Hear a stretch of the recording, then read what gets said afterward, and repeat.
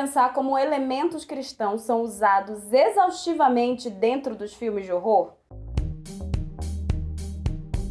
Talvez seja algo que você nunca parou para dar muita atenção, mas é impressionante como o gênero ele está impregnado de ideias do cristianismo. Faz alguns meses que assisti Missa da Meia-Noite, né, série do Mike Flanagan, que foi lançada em 2021 na Netflix. E para quem assistiu a série, é bem óbvio que ela traz muitos elementos do cristianismo, né? Muitos elementos cristãos. E todos eles através de uma lógica do debate, né? A série traz o cristianismo de uma forma que fica claro que ela quer debater, porque a minissérie não traz esses elementos da maneira mais óbvia possível. Ela, inclusive, faz isso de uma maneira um pouco diferente da maioria dos filmes e séries que trazem elementos cristãos. Dentro de Missa da Meia-Noite, os elementos cristãos não são o que vão salvar aquelas pessoas no fim de tudo. Então, é uma perspectiva um pouco diferenciada. E além disso, a série vai mais além. Ela também não traz o cristianismo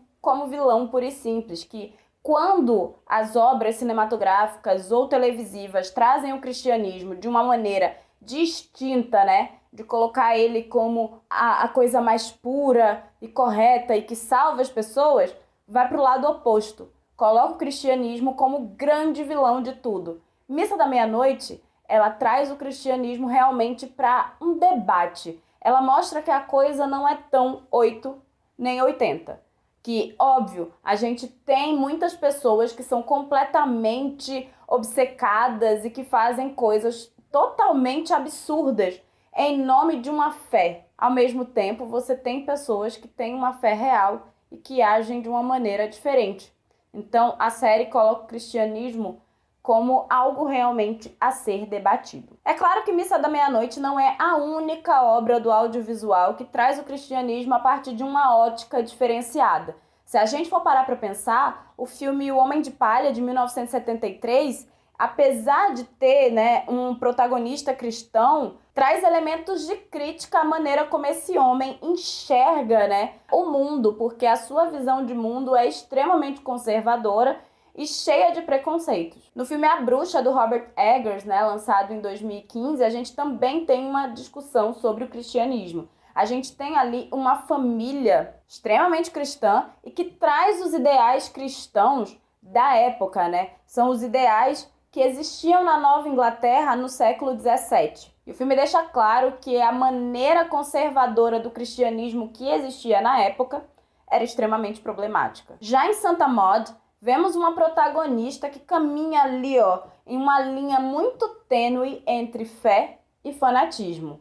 Em alguns momentos, ela beira até a loucura. Só que assim, de onde vem esse horror cristão? E realmente o horror cristão é um subgênero dentro do cinema de horror? Logo de cara eu digo que, em geral, não se costuma classificar o horror cristão como um subgênero do horror. Até porque os elementos do cristianismo, eles estão presentes, né? Eles fazem parte de diversos subgêneros do horror. E essa é uma grande questão. Como a gente vive em uma sociedade que é dominantemente cristã, os elementos dessa fé acabam perpassando os mais diversos tipos de subgêneros do horror, porque, de fato, o cristianismo ele perpassa a nossa sociedade, né? Pelo menos quando a gente pensa no Ocidente. Segundo o professor Cristiano Aguiar, que é um especialista nos aspectos literários da Bíblia, ele diz que ela, né, no caso a Bíblia, é uma fonte muito recorrente de inspirações para narrativas de horror,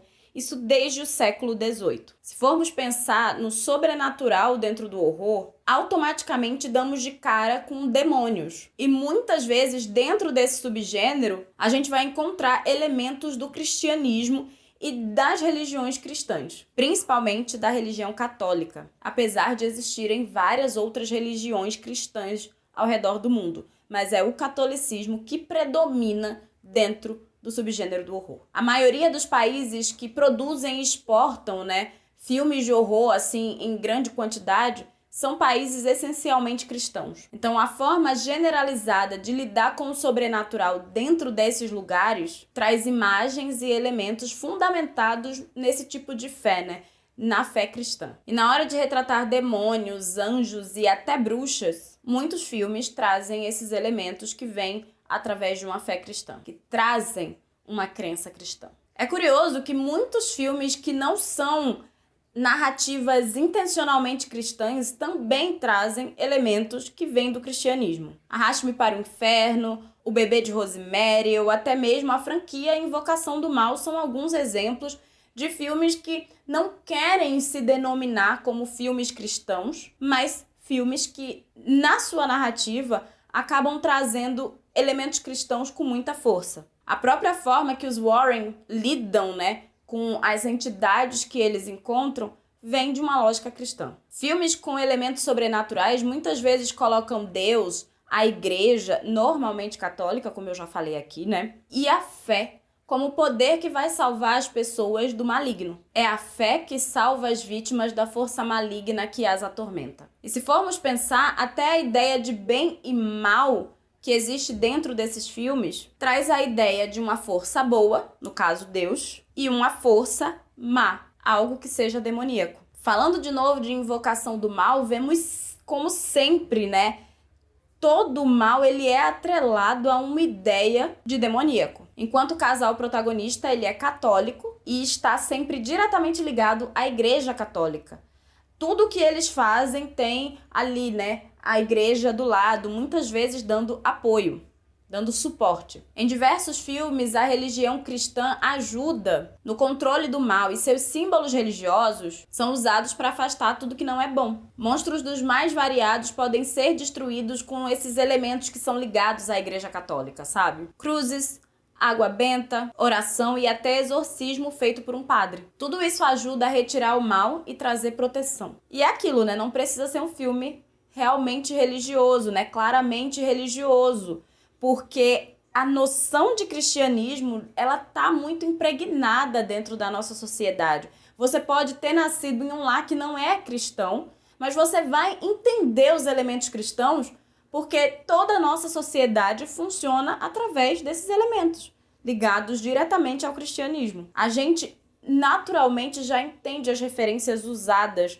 nesses filmes. É interessante observar que, apesar das referências mais usuais ao cristianismo, como as formas mais usuais de divisão, entre bem e mal, cristão versus profano, sagrado versus profano, a gente pode ver mais e mais obras de horror que trazem as referências cristãs através de uma perspectiva diferenciada, de uma nova perspectiva. Vemos obras que questionam a forma como se enxerga a fé cristã, filmes que trazem o cristianismo como algo não necessariamente positivo, obras de horror que enxergam o bem e o mal de uma maneira que ultrapassa a dicotomia que enxerga bem e mal da maneira como a igreja prega, sabe? E em um mundo onde queremos pluralidade, é interessante ver olhares diversos.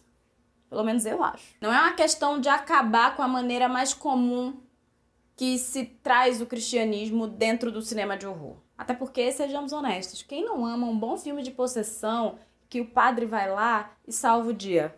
Porque eu gosto. A gente tem aí O Exorcista, que é um filme maravilhoso, e vários outros, sabe? Todo mundo aí dando bilheteria pro James Wan e a saga de Invocação do Mal. Então, é um tipo de filme que dá certo. A gente sabe. Só que em um mundo onde o horror traz alegorias para as situações da vida real, para as situações que existem dentro da nossa sociedade, onde os nossos horrores, eles naturalmente são plurais, a gente precisa que o cristianismo não seja a única forma de enxergar a bondade. A gente precisa que isso venha de outras formas.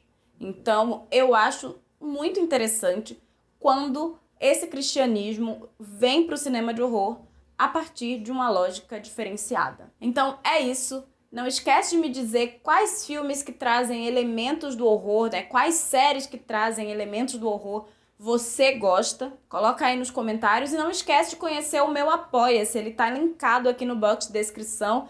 Então, você me ajuda muito a continuar produzindo vídeos aqui para o canal, vídeos diferenciados que tragam debates distintos. Então é isso.